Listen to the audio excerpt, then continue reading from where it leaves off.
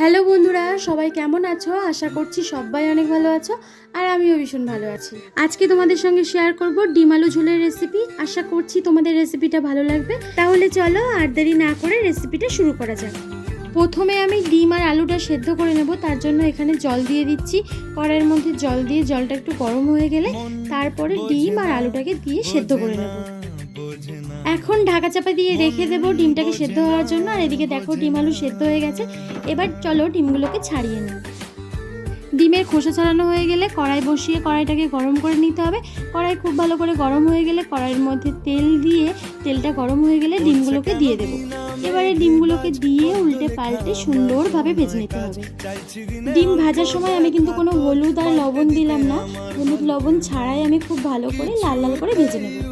দেখতেই পাচ্ছ এখানে আমি ডিমগুলোকে লাল লাল করে ভেজে নিয়েছি। এখন ডিমগুলোকে তুলে নিচ্ছি তেল থেকে।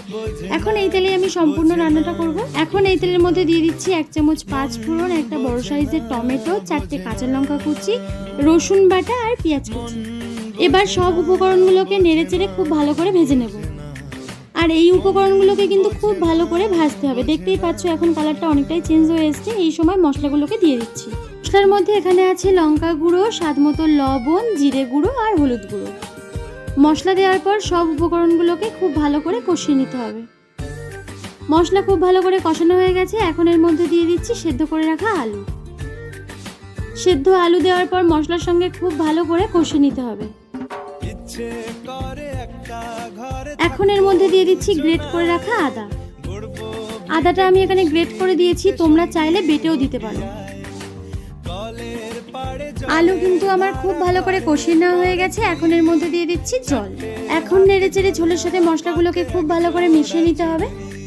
এখন ঢাকা দিয়ে 3 থেকে 4 মিনিট রেখে দেবো। 3 থেকে 4 মিনিট পর ঢাকনা খুলে ঝোল দেখতে পাচ্ছ ঝোলটা ফুটছে। এই সময় কিন্তু ডিমগুলোকে দিয়ে দিতে হবে।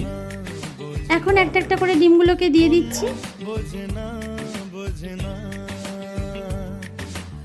খুন্তি দিয়ে নেড়ে ডিমগুলোকে খুব ভালো করে ঝোলের সাথে মিশিয়ে নিচ্ছি। এবার ঝোলের সাথে ডিমগুলো কয়েক মিনিট ফুটিয়ে নেব।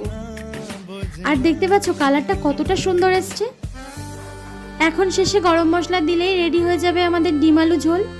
আশা করছি আমার আজকের রেসিপি তোমাদের ভালো লেগেছে। ভালো লাগলে অবশ্যই ভিডিওটাকে লাইক করবে আর নতুন বন্ধু হলে সাবস্ক্রাইব করে পাশে থাকা অল নোটিফিকেশন অন করে দেবে। তাহলে যখনই আমি ভিডিও আপলোড করব সবার আগে পৌঁছবে তোমাদের কাছে।